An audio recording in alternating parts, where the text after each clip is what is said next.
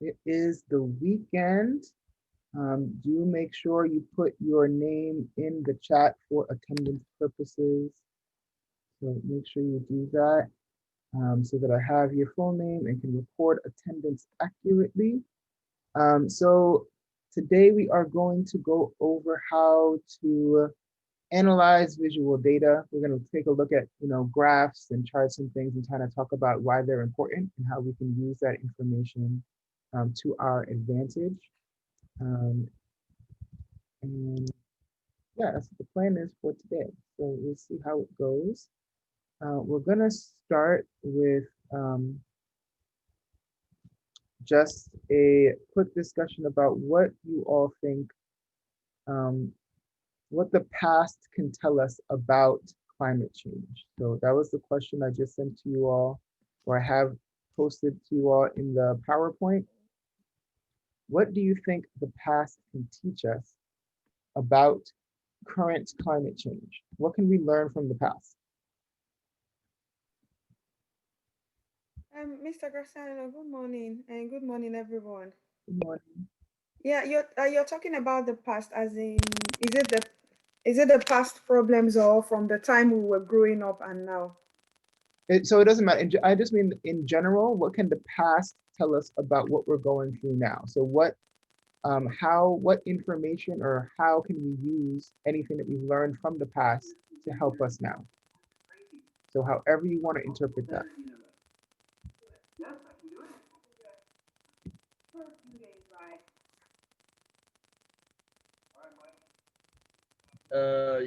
I'm not sure. I don't know. What can the past teach us about current? Yeah, I don't know. Okay. I'm just thinking about the present though. Okay. And All right. Are we writing it in the chat, or we're going back to Schoology to put it? No, you're just answering it here. We're just Okay. Oh, we kind of can talking. just talk. Yeah. Okay. Okay. All right. Like the past, it's pertaining the weather, right? Oh, whatever. Yep. Mhm.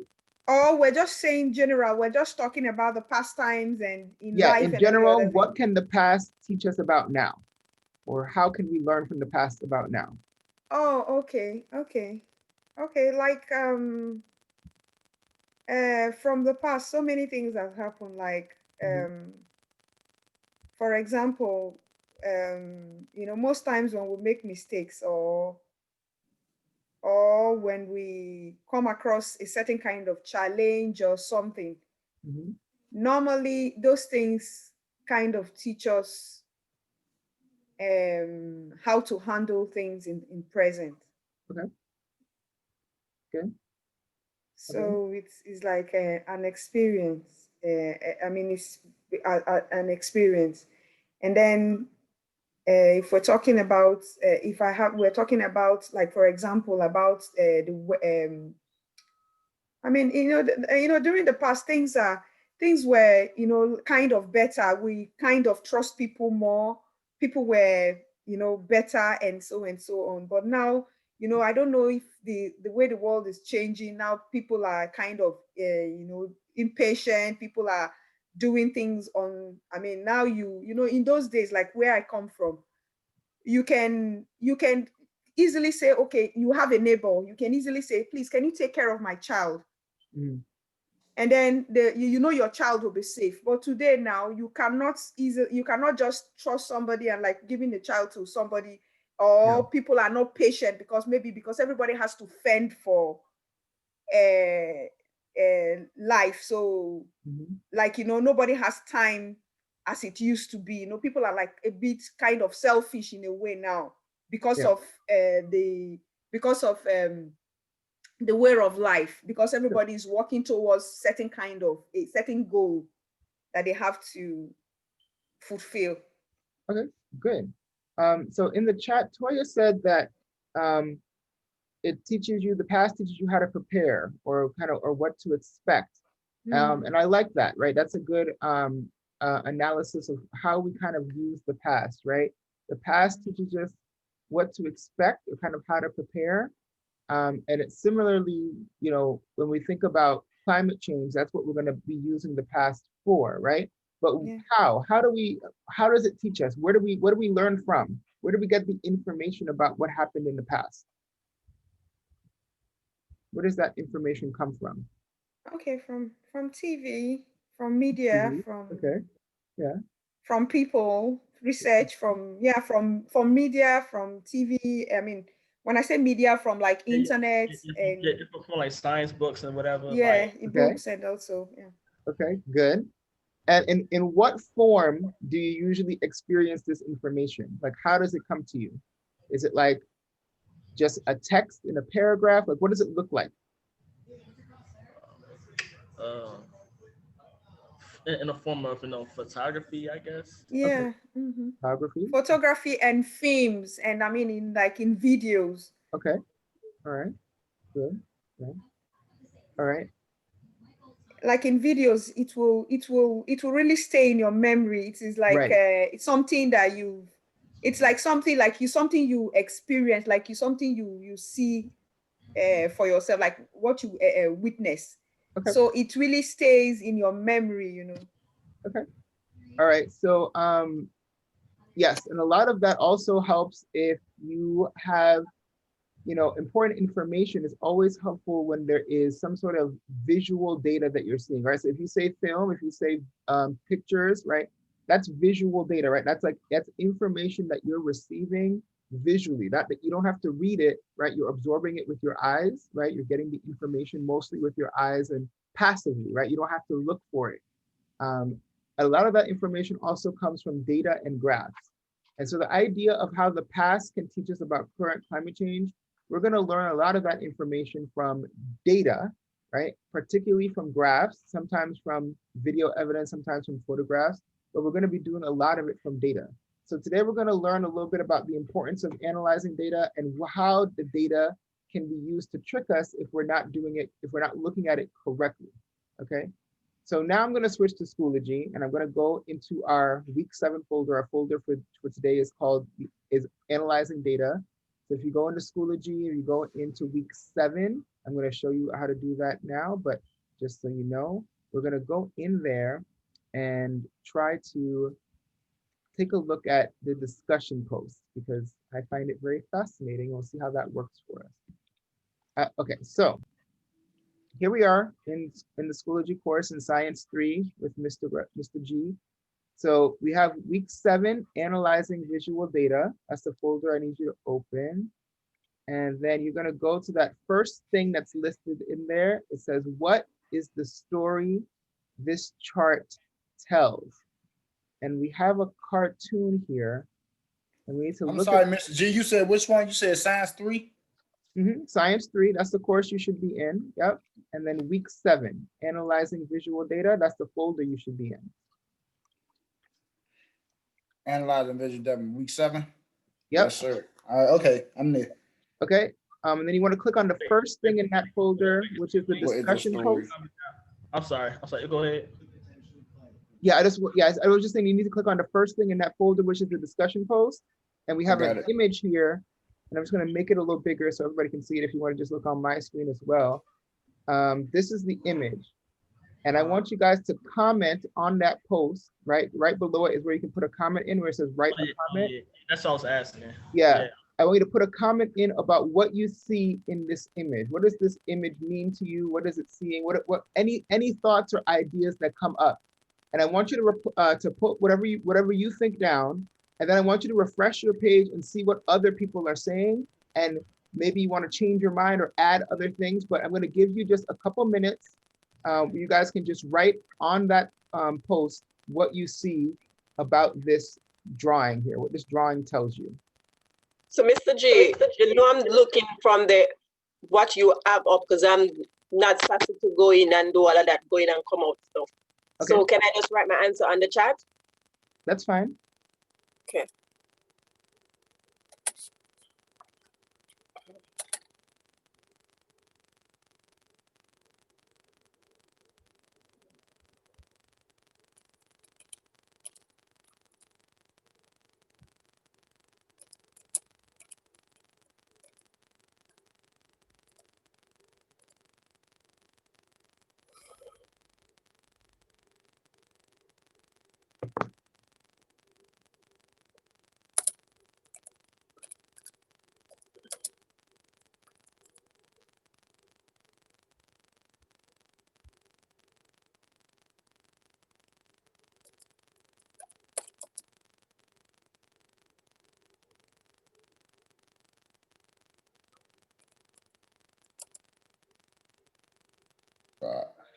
Excuse me, Mr. G. Yep. Is it another way I can write my answer? Because I find it kind of difficult to write it in the Schoology. Yeah, so you can put it in the chat here in Zoom. Okay. It's fine.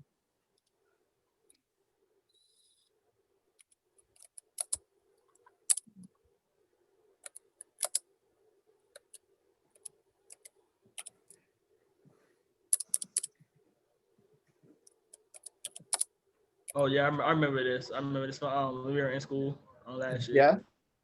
year.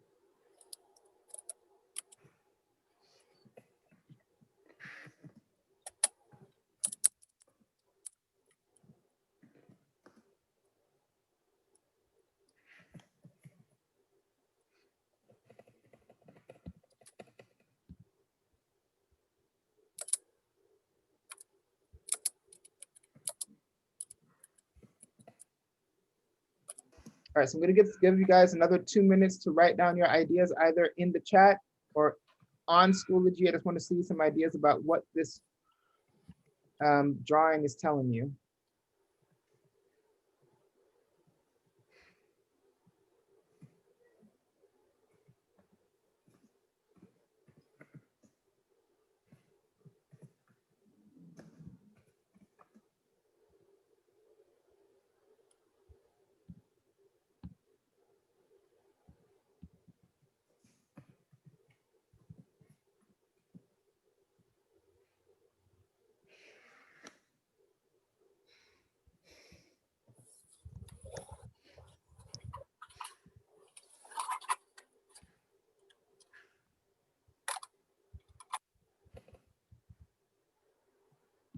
I'm sorry if I wrote too much, Mr. G, but I just had Nope. I just figured like it was a lot going on in this picture. You can never write too much. That would never be a thing. That's true. Never a thing. I got my answer down. Okay, good. I mean, I feel like I have more to say, but it's like I don't have it in my head right now. Okay, it's all good. Because you're not me. I'm just playing, bro.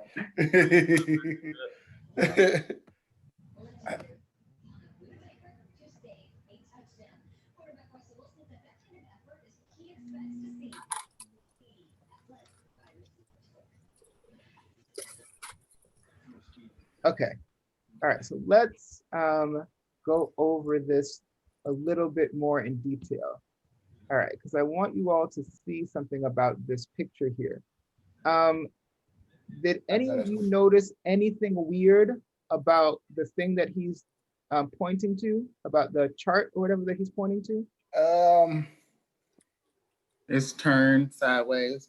Oh, please. Turn sideways. What So is what happens when I turn that chart the right way up? How are my sales doing? They going It's down. going up. 4. They look like they're going up down. because of the way It's that I going up. turned it. But if I turn it the right way, how are my sales doing? Down. They're going down. My I sales, said that. I said they're going down. yes, it's true. I know. Yeah. So the sales are tanking, right? This company is not doing well, but everybody in the meeting is smiling because why? It's going up. It could have shifted their perspective to make Right. it like it doing good. Right. So you can make the thing about data, right, is that data requires somebody to interpret it, right? To tell the story of the data. I never knew. Tell the story however you want to tell it if you manipulate it enough, right? That data, the sales are going down. Well, actually, if you look at it like this, the sales are actually going up. So we're good, right? So It do look like it's going up though, but it's definitely not. right. It does look like it's going up, right? but I've completely shifted what's really happening, right? That's not the reality of what's going on, right? We have a lot of folks who do this quite often, right? It is their job to do this, to be like, oh, no, this isn't what's happening. I mean, you think that's what's happening because that's what you see, but your eyes are lying to you, right? It definitely is. Right? I mean, lawyers like know how to do that. They can Yeah, turn like black that. to white Yeah, Just know in front of your eyes. that lawyers do know how to do that, yes. Oh, they are very good. Our Don't do that. current president is famous for this, right? Oh, don't do that. Don't start on President Trump. Look, he been having a rough enough week. Get a man a break. Jesus.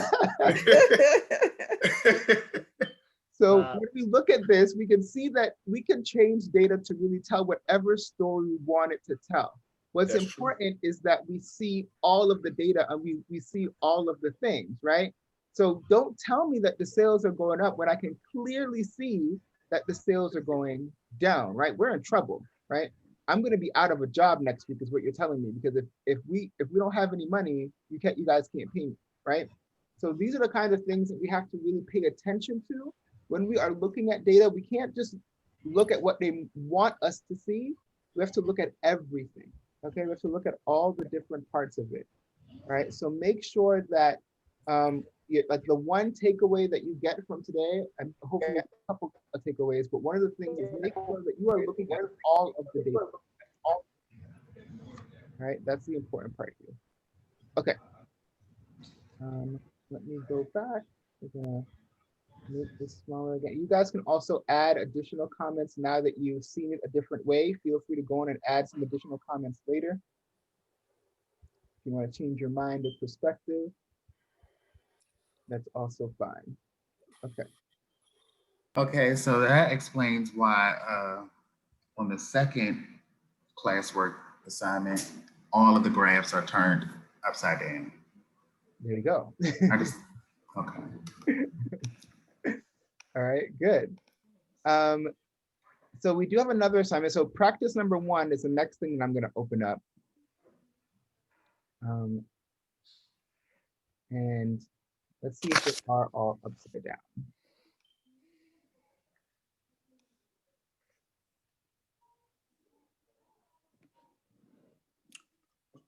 All right, so the graphs are a little bit to the side here.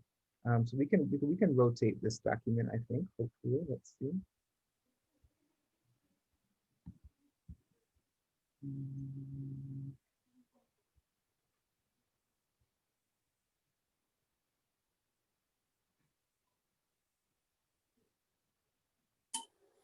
Hell, hold on. Here we go. Okay, I'll rotate it so that we Yes. can see it a little bit better. But you can open it on your own screen, or you can look at it on here.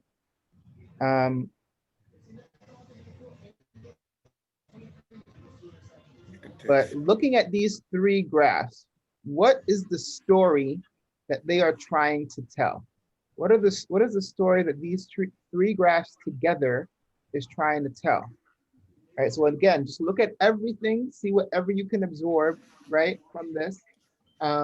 This is not a right or wrong kind of thing. This is whatever you can kind of grasp. But what we're trying to learn here and today in general is really how to look at data properly, right? So as we're starting, don't feel like there is a right or wrong answer, but I just want you guys to be able to look at it and read all of it. So read these graphs and then see if you can comment on them at all. Is there a question? Okay, for the first one, it looks like, something is rising, but Okay. the middle, I have no idea. Okay. The third one looked like it's rising as well, up to 70. Yeah, I think the middle is like the blue part is something good, Mhm. and the red part is something bad that is going higher. It's like Okay. something is depreciating. Right. Yeah, that's usually like a symbol of nature, right? If something is red, it's bad, right? That's Yeah, it's bad. it's alarming. Something going on. Something alarming is going on. Something alarming is happening. Good. I like that.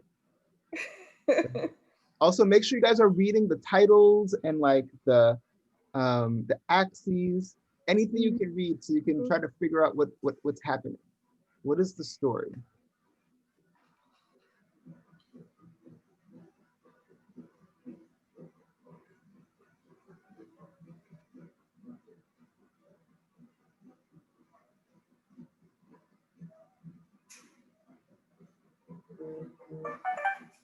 So the blue would be the ocean. So for the middle graph is actually the land and ocean And the ocean. Mhm. together. So it's both of them together. Right. No, I was saying the blue. Would the blue be the ocean and the red be the land? So this is just a representation of the temperature in general. So Okay. they're both averaged together. That's a good question. Yeah. So what is the blue telling me? It's not telling me about the ocean specifically, but what is it telling me about? So I heard that it's good, quote unquote, and the red is bad, quote unquote. Tell me a little bit more. What's good? What's bad? What's happening? But the blue also have its up and down to Mr. J. Okay. Right, the blue isn't steady. Very good.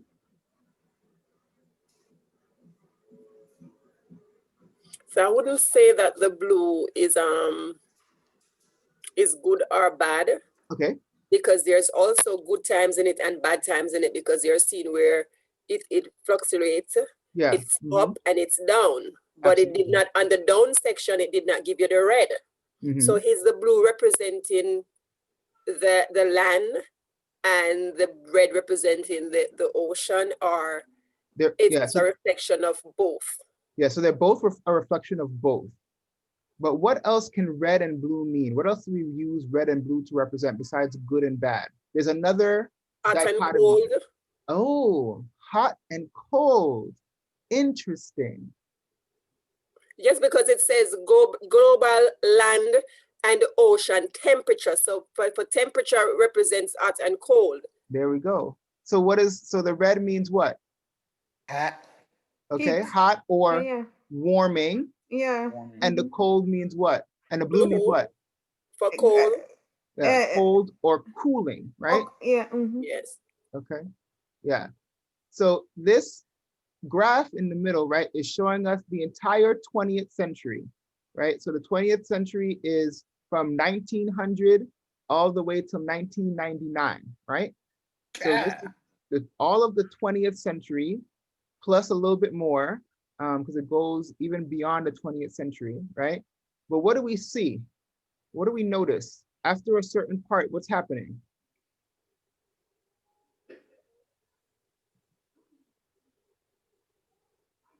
In the beginning, we see nothing but what? Blue. Blue.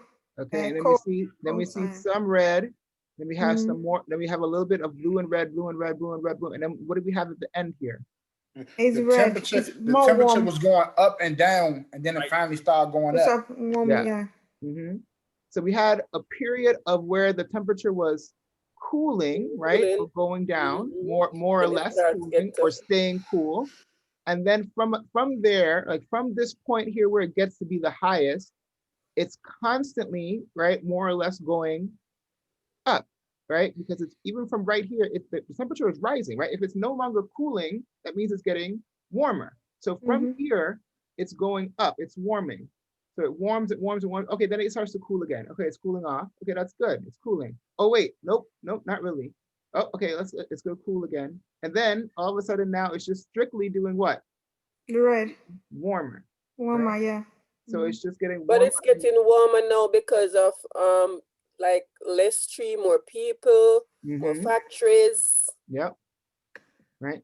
So we notice that there's a big change here, right? So we can tell a lot from this graph. Let's see if I can make this graph a little bit bigger for us, because I want to keep talking about this one in particular. So this is a good one that you guys picked out to start talking about.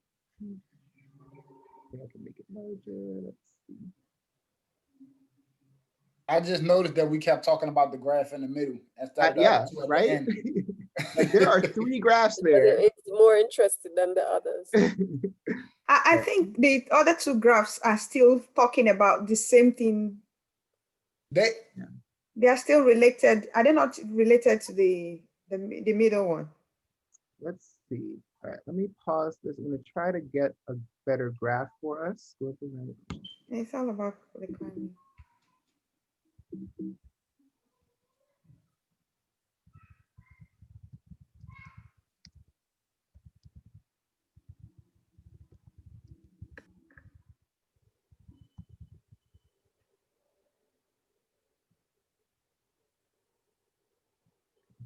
Is it?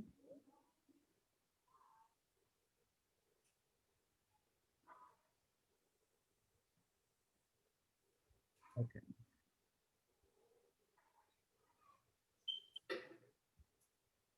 All right, this should be a better version of the graph. Let me resume. Okay, so this, we can see a little bit better, a little bit more detail, right? And we can see that the graph starts in 1880 and it goes all the way to 2019, right? So this is a big expansion of the graph here. We have a better view of the years. So we see that it actually starts to get into this pattern of warming after 1910, so somewhere after 1910 into the 1920s, we see that it begins to start to steadily rise. What's happening? What's happening in that time? What's happening in the world? Anybody have any idea? Anybody, any history buffs know what was going on in the world around that time, 1910, 1920? Any new inventions that came out around that time? Any big changes in the world? I'm the 70s. No, I just meant anybody who knew, not anybody who was aboard. I know that nobody who was alive. I don't know nothing about the TED. Any ideas? No? Oh, somebody wrote something in the chat. Let's see. It was the industrial period. Okay, yeah, so an industrial period definitely began, began a little bit earlier than that. Like in the 1870s is when we have like the Industrial Revolution and things started to change. Yeah, but very air specifically, conditioning, you had electronics, tea bags. Oh, I'm sorry. I'm looking through the history. I can't. I gotta look through the history. No, don't worry. That's all good. I gotta look through the history. It was a lot going on in the 1900s. Now that you said that, it was a lot going on around that time. So it's hard to put a finger on which one you're trying to talk about. There's a lot of things. There's a lot of things, but war and all the rest was happening at the time. The what? I said war and all the rest were happening at the time. Yeah, the World War definitely. But there's actually a specific thing that happens right around that time. We don't really have mass production until a little bit later, but about 1910 is when we start to develop and people start to think about having their own cars. Okay.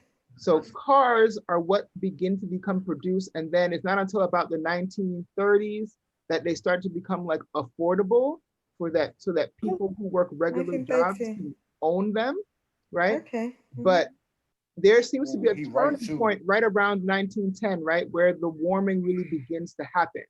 And it really could be pinpointed to, when you think about it, that, oh, well, that's when people started to really use cars, right?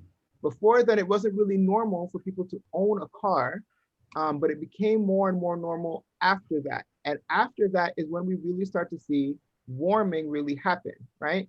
Some dips happen after that. There's some dips, and we go in between a pattern of warming and cooling. But now we're steadily rising since right before 1980. We've just been warming, right? So we are in a pattern now where we are not getting any colder. The temperature is not getting any colder. The land and ocean temperature just continues to rise, right?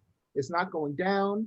It's not cooling off, but it's higher than it's supposed to be, right? So we have noticed, and we can tell from history what's really going on, right? What's happening is that what we're seeing is a consistent pattern of the earth getting warmer, right? And we really think that it's about what we're putting out there, right? As Miriam said before, more people, less trees, more factories, more production, everything, right? All of those things are contributing to warming. Yep.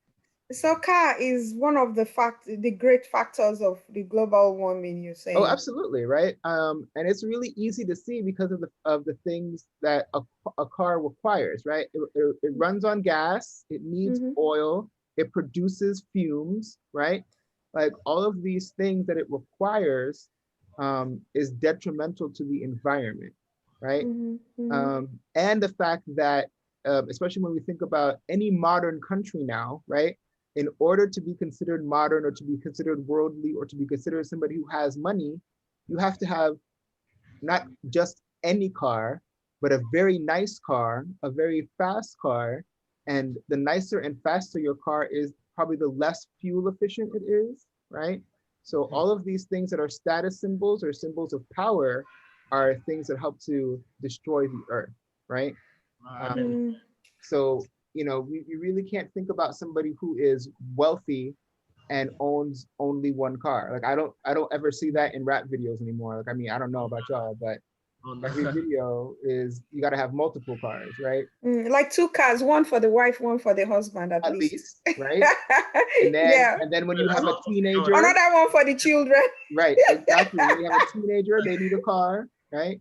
Yeah. It's and that's not just the United States, right? That's every modern country, right? That's the idea of status. Like you have to get all of these things, and a car Mhm. is one of those check marks that you have to have in order to be considered that you made it, right? You can't make it without having that check next to Yeah, the car. even up till today, you Yeah, must have a absolutely. car, a nice one.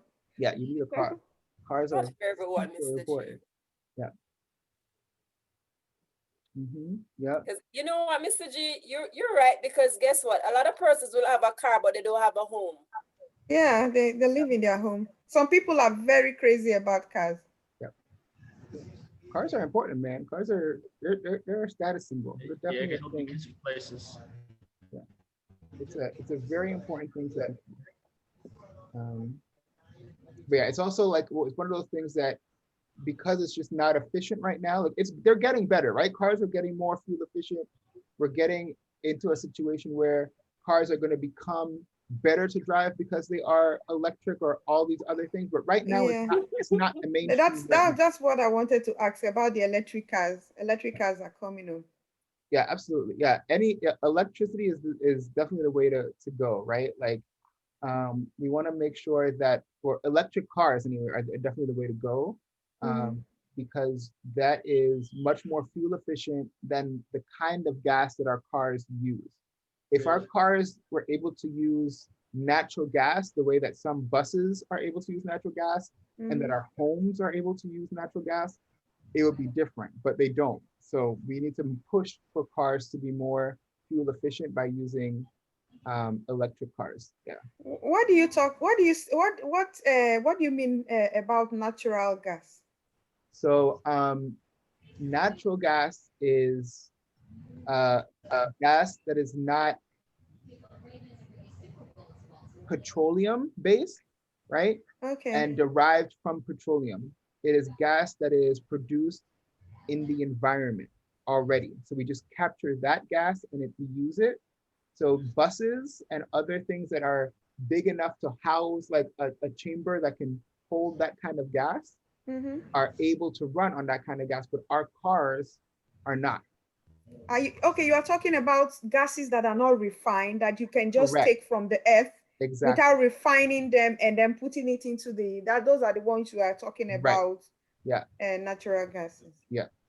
But Yeah. And it's our cars just aren't efficient enough to like, and you'd have to make giant cars in order to fit these things that they need in them to convert that gas. So it's okay. not worth it. But yeah, that's the idea. The idea is that we need to move to more natural sources, because when we rely on refinement requires Why Jesus they buy for that? the production of chemicals. Okay. Okay. I have a But question. why President Trump 60 minutes whatever interview clicking up on my computer? Oh no. You have a question? You said, Anthony? Oh yeah. So will they ever hold up? I was smiling too much. Okay, so will they ever have a law that they're gonna ban gas efficient cars? Like will they ever do that in the Yeah, future? so I mean, some states already do that, right? And the thing is, for even in DC, you are not allowed to get a new tag for your car unless there is an emissions check.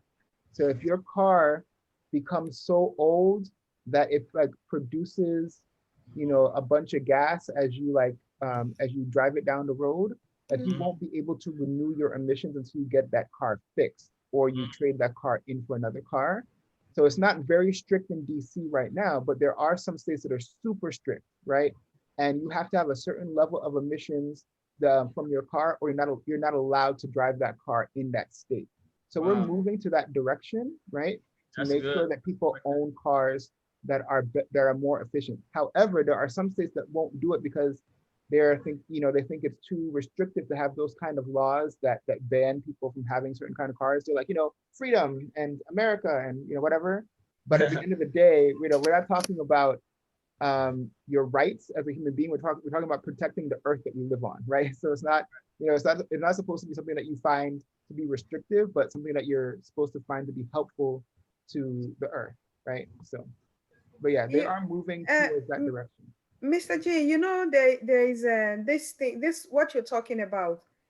It's like more than 10 years. They've been doing it in like Europe, in France. Yeah. You can't drive a car without this.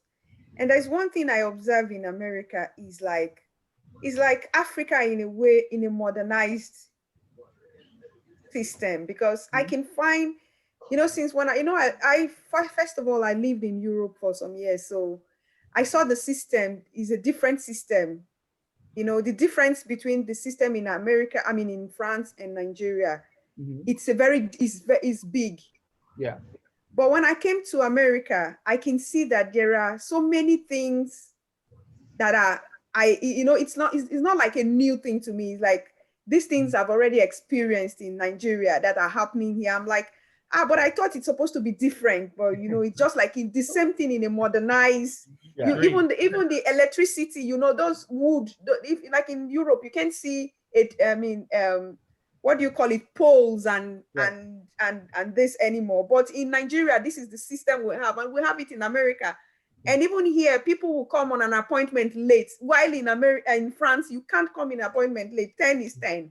Yeah. You have to be there before time. Yeah. So I'm like, sometimes I just laugh at it. I say, this is Nigeria in a better road, in a better, more organized.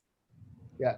So what I like to say to people, I'm very proud of this country. This country is a great country, right? We have a lot of great opportunities for people. There's a lot of ways for people to get jobs better than other places, and all these things, right? However, we have really good marketing, right? We have really good people who are selling the commercial version of America to the rest of the world, because it's just like when you buy something off of TV and you're like, oh, this is going to be a great product, and you get it, you're like, oh, that wasn't exactly what I mean, it's good. It wasn't really what I asked for. Yeah, so it's just like that. Like, America's a great country. We do a lot of awesome things, but we could be doing things so much better. And we tell people that we're doing it great, when we're really just faking it till we make it. It's just, we're almost there. We're almost there. We're getting there. Mr. G, we're not almost there. We're a quarter way there. It's don't funny. tell them, Miriam. Don't tell them. Because Mr. G, when you look at, all right, like for here with this old stimulus and all of that, and give back to the people that are less fortunate in a time like this. I'm looking at Jamaica, where our country is not as big as the United States of America, but yet still our prime minister there was able to hand out care packages for weeks, for months. Yeah. And this is America, where they only gave you one stimulus check for over 6-7 months now. And then we all, as we have a saying in Jamaica, if America sneezes, we catch its cold. Yeah. But not in this instant. They did not sneeze, but we were there with cold is, things that you would think they would be taking that example from America. Absolutely. Yeah. So the biggest difference is that, again, it's about the marketing. We market ourselves as the world's oldest democracy. We are, right? We're like, oh, look at our democratic process. Look at how our system works, all of these things. But our system is only set up to really protect a certain kind of person and a certain number of people, right? Yeah. And based on the number of people that there are in the United States, our system does not support all of those people. And that's the problem. But right? then, Mr. G, they blame it on the immigrants. Yes, all the time. Yes, absolutely. But I mean, even without the immigrants, we don't have enough money in this country to support every single person who was born in these United States. We just don't. And the reason we don't is because we don't have a socialized and centralized government that forces people to pay enough money and taxes to allow that to happen, right? In places like Europe, in places like Jamaica, you know, there's a lot of corruption, unfortunately, that doesn't allow some of these things to happen in some places.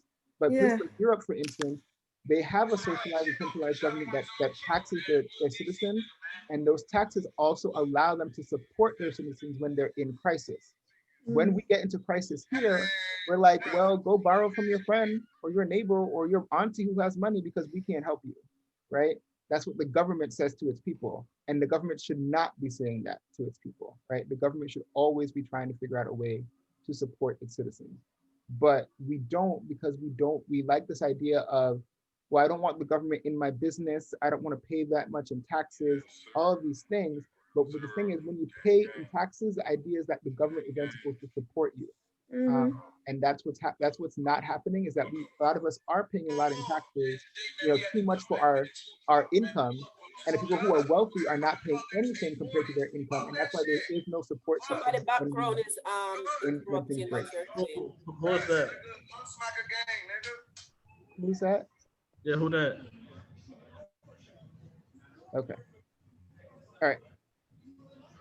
So yeah, so that's the idea. But yeah, we're, you know, like I said, like we're almost there. Miriam says we're a quarter of the way there. We'll see. We'll see what happens. We need All right. changes, Mr. G. We need some drastic changes. I apologize, guys. It's all good. All right. So this last graph is on sea height. So what is this graph showing us if it's on sea height? This last graph here in the corner after the red and blue graph. I'm sorry, do that say January 2005? It says January 2000, January 2005, January 2010, and January 2015. January 2015. Hey, my birthday month. The sea level is going higher. Okay. It actually doubled in the past 10 years. It actually doubled. Yeah, it has doubled. Good. Right. So this sea rise is going up. So then what story are both of these graphs telling together then? Trouble. This one is saying, is the change of the weather, Mr. G, the temperature. It's the more that the sea level rises. good. Okay. So we can, so I've told you this, right? I've told you this before, that that's what happens. But now you can actually see that there's documented evidence to prove this, right? As it's getting warmer, right? The sea height is getting higher. Higher. Okay. So this is actually what's happening as a result. So this is the story that these two things are telling together, right?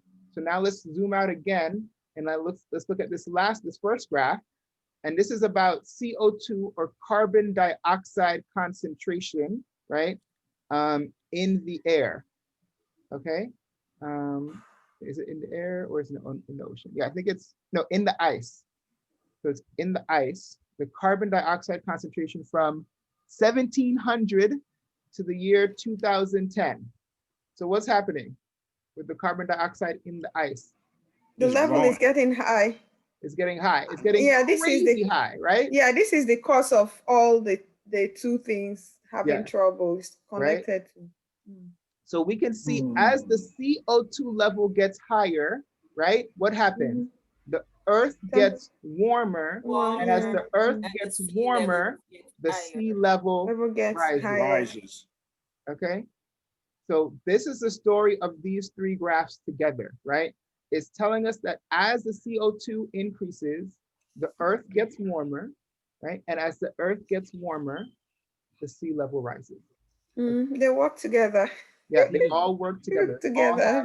This thing that they connects them together. Yeah, they are dependent on one another, right? They are. Yeah. So as one goes up, it causes the other to rise, and as that other one rises, it causes this other one to rise. Okay, let's see. So we're not going to lead to flooding in the world if we keep driving. The idea is not to stop everything that we're doing that's causing climate change, right? The idea is to find alternatives so that it doesn't continue, so that the pattern doesn't continue, right? So when we, Nothing in other words, nothing is wrong with having more vehicles, but it's what they need to fuel it differently. Exactly, correct, right? So we don't need to be prioritizing things like speed, because at the end of the day, there is always going to be a speed limit, right? You can only go but so fast. So having this car that goes to 210 miles per hour, when are you going to get there? Where are you going to go? Nowhere. So don't prioritize that. Prioritize a car that is more fuel efficient, right? Because the more fuel efficient that car is, one, it's going to cost you less money because you're not going to put as much fuel in it, right? But also you're protecting the earth, right? So the idea is just to find alternatives to what we're doing. And yourself as well from accidents. Right. Yeah, there you go. Exactly. Right? Yeah. So it's really a win-win situation. Right. Yeah. So our focus right now, right, and I don't want it to be like this is a doomsday kind of moment when you look at things like this that show the truth of what's happening with climate change. What I want you to understand is that this is why it's important to make changes, right? And that's why we're going to try to make those changes, right? Always try to find alternative energy. If you, especially in DC, if you, because they're still doing the free solar program, I just found out, only in certain neighborhoods, of course. So if you happen to buy a house, I don't know if anybody who's about to buy a house, but if you happen to buy a house, you can always ask the question whether or not they can install solar panels to make not only your bill lower, but you're saving the earth, right? It's a win-win, right? So there are things like that you can do. And then we could think about like, oh, if the grocery store is only a 5-minute walk away, I probably don't need to drive there. Right? I can walk there. Right? That don't happen here. Everybody drives to everywhere. That's the other thing. Everybody drives. It's very true. But when we can make changes is how we need to make changes. But we just can't. It can't be like a doomsday kind of thing, like the world's going to end tomorrow. But it has to be like an awareness of like change needs to happen, and it's not just like about you personally changing, but about us encouraging our government to change, right? Even from local government all the way up. Does the government listen to the people, Mr. G? So I don't think that the national government, especially in this country, but in most countries I think it's the same thing. I don't think the national government listens to people, like individual people, but local government is where you should start, right? So like anytime we're thinking about climate change, right? It's not about going to writing President Trump a letter. It's not about writing your senator a letter. It's about actually going to your neighborhood person being like, hey, you're in charge of this area of the neighborhood. What are you doing to make sure that we are protected against climate change?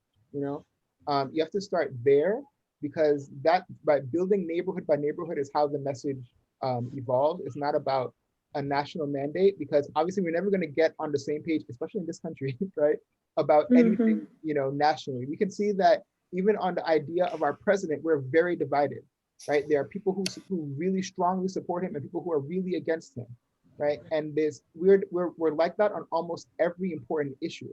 So it's not about making it from national down. It's about starting the other way, right? Starting from your neighborhood, getting your neighborhood in a consensus, in a place of consensus, like everybody agrees, and then moving up from there, right? But I think right now what the effort is trying to be national to local, and it's not going to work that way. That effort is never going to work, right? Because you can't get everybody to agree on one thing.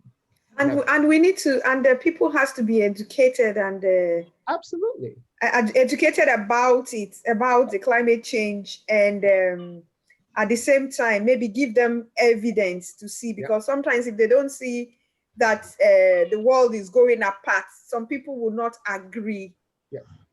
Until it has come to their head, like covering them. That's when some people, that's in other words, some people like to be forced into things before they hear.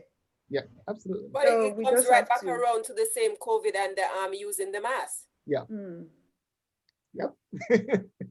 Absolutely. We see it live and in person right now, right? We're seeing all of this play out. Like you could see that Mr. G is not a crazy person when he says these things, right? Because there are people who still to this day 7, 8 months into it are like, no, I'm not going to wear a mask, right? Mm. And there are other people who they won't do anything, right? They won't even leave their house at all. They're like, mask or no mask, I'm sitting in my behind home, right? There's these extremes of people in everything, right? So it's But just, Mr. G, how is that going to work for persons who are afraid to go out? All right, let me use myself as an example. I work in the hospitality industry. Mhm. I got to go back out to work now. Yeah. My work entails me traveling the bus, the train, going into work. There are days when, I mean, for now, I don't know what the guest portion of it's going to be, but there are days when we would have guests dining for breakfast or for like 200 minimum, Mhm. sometimes over 500. You imagine me going back to work, and if I have to deal with a certain amount of persons, look, listen, no matter how you tell them they got to wear their mask, can a person wear their mask and eat? Right. Yeah. Right. Okay, that's Yeah. a good question. And then we would have to clean up after them. Remember, they're going to come around the table, they're going to eat. Differently from then saying that social distance. So if we do even have a sitting area where we used to have, say, let's say 100, but now we got to take it down to 35. Mhm. It is still exposing us because at the end of the day, those persons going to take off their mask. They're going to have a conversation with each other. They're going to have a conversation with you because if they want something and they're eating, they're not going to put on their mask and say, oh, can I have some more ketchup, or is there any more mayo, or can we have some, do you have anything different for those folks who don't eat meat or stuff like that? So we're still exposing ourselves whether we want to or not, because I have to work. Absolutely. Absolutely. So I can turn down my job because I'm going to look at it, oh, I'm going to expose myself. What am I going to take back home to my husband? But my husband has to expose himself also because he goes to work, he does maintenance, and he has to go from apartment to apartment. Yep. That's not fair. But even the apartment to apartment is even better off than the serving. It's Right. Yeah. different. Then random. Because even when they come into our apartment, they still wear their mask. And we at home, we wear our mask as well. So it's even better off than what you do. Not everybody in the apartment wear their mask. Yeah. He has to wear his mask. Yeah, going for to him, work, it's doing safe. everything, but that necessarily mean that when he goes into an apartment, person have on their mask. No. Yep. His friends will be talking, his colleagues will be talking to him, and they don't have on their mask. Yep. Well, he practiced it because he knows the other strip wife who's gonna be like, listen, you don't care who else don't want to wear theirs, make sure you wear yours. Yeah, like we when they come in, they wear their masks. We don't allow them without Yeah. masks in the house. So But yes. funny So enough, in Georgia, I see here when the maintenance come, they just step in your house like that. But in Georgia, you have, once the house as in carpet, you have to put on protecting gear over Mhm. your shoes before Right. you enter the house with carpets. But they don't do it here in DC. Right. Yeah, they don't. Yeah, so yeah, there's a lot of things that are different. But to answer your question, let me tell you that this is something that has concerned me since March, right? And it's something that I've seen once we started to reopen, and they started to reopen restaurants and people were eating outside. I live in a neighborhood where there are a bunch of restaurants where people can eat outside, right? To the point where now that they have taken up part of the road to allow people to have tables outside of their restaurants, right? And I Mhm. see it all the time. As I'm walking down the street, I see people sitting and laughing and talking and enjoying their meal maskless, because you can't, again, like you said, you Yeah. can't eat and drink and wear a mask. But then the servers are all wearing masks. Mhm. And the other thing too is that of course they are not, the server and the person who you're serving, you are not 6 feet away from them. You can't be. You You can't can't be 6 be. feet away from them and get their order and understand what they need or whatever the situation is, right?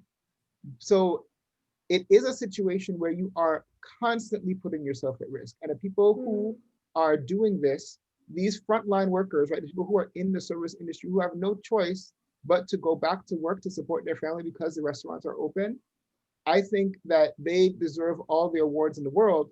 But I also think that we shouldn't have them open. I also think that people should not be dining in. I feel like restaurants can be open, people can go and pick up their food, but people should not be sitting out there Dining, yeah. eating and dining. Go home.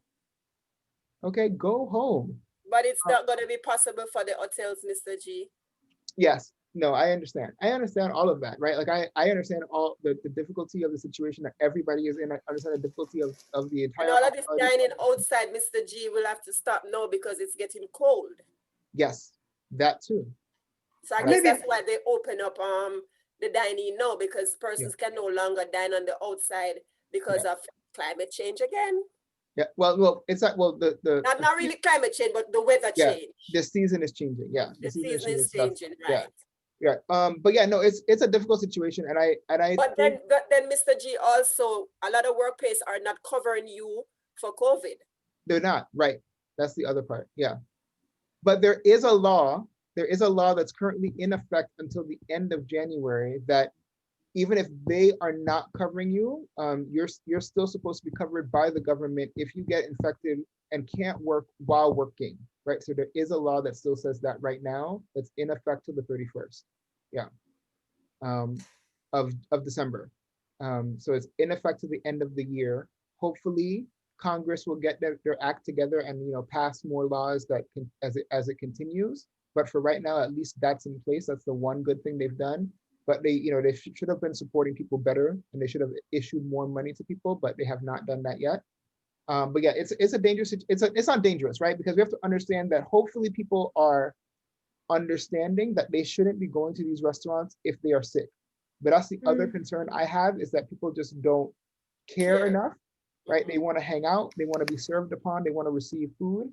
And so they don't want to take the precautions that they should be taking. But you're correct, that they can't eat and drink and wear a mask. So they're not going to be wearing a mask, and you're not going to be 6 feet away from them when you're serving them. It's impossible. But even us in the at the back preparing the meal, it's going to be impossible for me and the other chefs to be separated, because most times when I'm doing breakfast, it's me and another chef, and we're there doing all of that stuff. Sometimes you literally have to take the fork or whatever utensils you're using from the other person's hand. It's not like you're saying, okay, these are Miriam's utensils and this is for that. So, you are just personalized with your stuff and you're using it. No, when you go to the machine to press any button, it doesn't matter the gloves or whatever. Sometimes by the time you pull your gloves, something might be coming out. You got to just grab. So it's a whole lot, Mr. G, but we just have to have faith.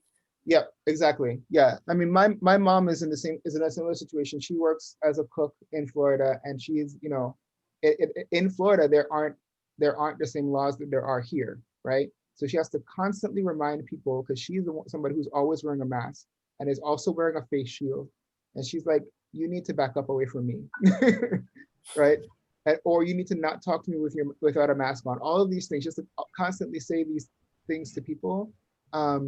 But the thing is, with working in a restaurant, she said that not in a restaurant, but she works as a cook, and she's in the back at schools or whatever. But the idea here is that, like, they have to change their protocol, so they're, even if it wasn't mandated before to always wear gloves, which it was supposed to have been, but people didn't do it. Now there's a strict requirement about gloves, and that might change also when you go back to work. You might see that it doesn't matter what you're doing, you have to constantly be wearing gloves. I'm always having my glove, Mr. G. They tease me with that at work. Yeah, like, I know. Miriam ain't gonna touch that, or Miriam, I'm like, it's food. Yep, my mom is always. Sometimes you're not even thinking. Your eyes can be scratching your face or whatever. Absolutely. You use your hand. They know you're gonna touch the person's food. Yeah, absolutely. And also, I think in the Caribbean, the serve safe laws are a little bit different, because the way that my mom went through her training and the training that she received when she went to Florida was very different. And she's like, no, I'm always constantly going to be wearing gloves. I don't trust these people. That's what she told me. But even somebody said that I was taking it too far, because even at home, Mr. G, if I'm going to cook to serve persons out of my home, I cook with gloves. Yes, but you grew up in that industry, and that's why you do that, right? Like, you've learned for a long time that's you need to protect yourself and others. And I promise you, my mom does the same thing, but it's because of her background. I think most people don't do that, or don't have that inclination to do that. But I do think that the move is going to be more glove friendly when you're doing that kind of work. So that will help the situation. But yes, you will always be constantly close to people. Yeah, the 6 feet rule doesn't apply when you're in a cramped space like a kitchen. That's not going to work at all. Yeah. Right. All right. So data is important. Data tells a story, and we've learned what the story that this data tells. So let's see, what else do we have in our folder for this? Let's practice one.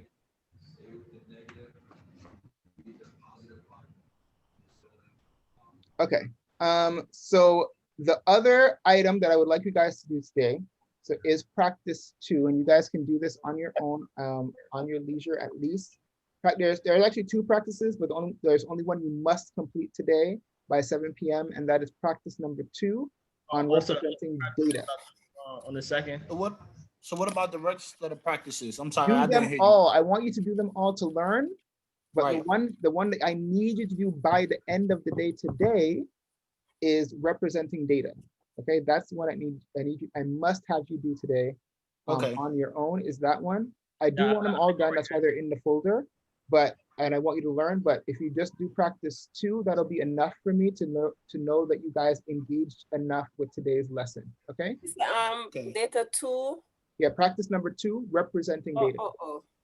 Practice number 2. Mhm. I do hope I get the chance because my son is there right now with a whole lot of homework waiting on me to help him. Yeah, it should be a short video and a short practice, but once you guys have done the practice, you can just say complete, okay, and then submit that as your assignment. Okay. Any more questions that I can answer for you guys today about data and looking at climate data? No, I'm fine. All right. No. Is it always gonna be like, all right, like for instance, when you use the example with the 3 graph a while ago, Mr. G, sometimes it's 2, right? Yeah, it can be any number of graphs. But I think what's important is you always read the graph information and make sure that they're giving you the whole picture. That same graph that I showed you guys earlier, let me pull it back up. So this same graph has been used to show that the world is getting cooler, right? And they've used it by deciding that they're not going to show this part here on the right. They're going to remove all of the dates, and then they only show the blue part. And they're like, see, it's not getting any warmer.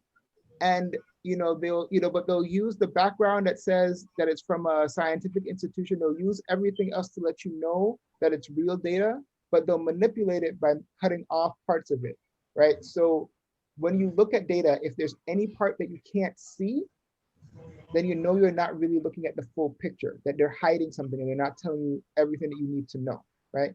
Because if I only show you the left part of this graph, I can be like, oh, see, it's not getting any warmer. This is the land and ocean temperature. See, do you see any warming happening? You're like, no, of course not, right? So always make sure that you have all of the information and you're not missing part of the graph. And you'll know you're missing it because you can't read it, right? There's parts that you can't read. So that's the important part about these graphs. I can show you anything I want to show you if I use certain pieces of it, right? So it's important to look at the whole set of information that you need to look up. I can just turn it sideways and be like, see, nothing's happening. The scales are increasing. We're doing real good. Okay, is it in your class that we will need to learn how to read a graph and data and the rest?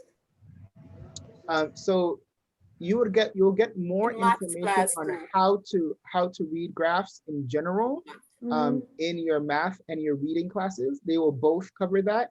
In science, you're going to apply that knowledge is hopefully the idea, right? Okay. That's what you're going to do in this practice too, is apply the knowledge that you receive in these first 2 practices to that idea. But how to read a graph or how to read data will happen more in math and in reading, and then you apply it in science. Science. Jennifer, we're gonna do graph in Miss Latifa class. We just don't reach to it yet. Yeah. Oh, okay, in reading. Oh, all right. Yes. Okay. Absolutely. Okay. And then Mr. G, sometimes we give you assignments. Like when we send the assignments, there's no for me, I don't know if I'm doing it right or wrong because you never said nothing about the assignment I turn to you. So then um, I won't know what I did wrong and how can I improve on it. yeah, so let's see. Most of the time, let me switch. I'm gonna switch my view and I'm gonna switch to hopefully what you see.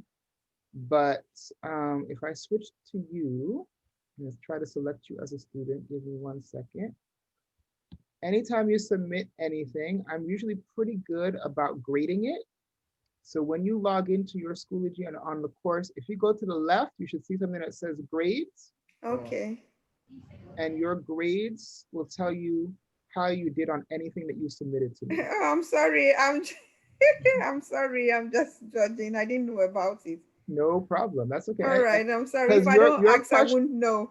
Your question, I'm sure other people had the same question and they just never knew how to ask.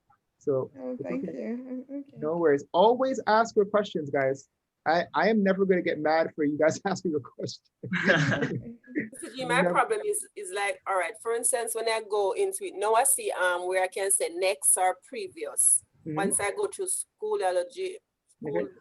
whatever that word is, Yeah. and enter there to get the class, I can see where I can press next or previous and come back to it. Yeah. But my thing is like, like for instance, if I have to go into something to read it, Mhm. and then come back to the question to answer it, that's where I get Yeah. frustrated because it's difficult for me to come out of that reading, go back to the question, go analyze what the reading. Yeah. Yeah, that is the difficult part about navigating anything online, is that you're going to be switching back and forth a lot. And I apologize for that. Like it's just how it's set up. Unfortunately, you have to be able to go back and forth. If there were an easier way, we would be doing it. Like I try whenever I do an assignment, like if I can do it the way that I did it with the discussion question this week, like that's always my goal, right? To have the question and the picture all in the same page, so you can just go down and put your answer in. That's always the goal, but it doesn't always work that way. So whenever I can get it to work this way, I do it that way, but I can't always guarantee that. Because for me, it's difficult to go back and forth. I don't like going back and forth. So it's not just you all, right? But yeah, so we try when we can, and when we can't, we do it the way that the system allows us to do it. And so when you're reading those long passages, yes, the passages are going to be separate from the questions, unfortunately. And another thing, you know, the last assignment you gave to us, you asked us to use, you asked a question about a Venn diagram. Mm-hmm. And you talked about like putting their differences and their, Mm-hmm. and their similarities. Yep. But the diagram wasn't there. What would we supposed to do? So I'm not sure if the link may not have been working, because both you and Anthony had the same issue, but the link is right here. And the idea is that that if you click on this link, Yeah. right? Yeah, kind of like both the water cycle and the carbon cycle would come up, so that you could tell me what the similarities and differences are between the water cycle and the carbon cycle. Okay. If you so where do we put them? Do we put them in? Right there on that page. Okay. Where you put your comment is where you can put the whatever you have as similarities or difference. So you do have to switch back and forth between the tabs here. But so the idea is just like, oh, what's in the middle, right? Those are their similarities, whatever's in the middle. And then you can list one difference between the two using what's in the opposite circles. That was the idea, but yeah, I wasn't sure. Yeah, this is what the Venn diagram was supposed to do. That's what All right, thank you. Mm-hmm. Any other questions?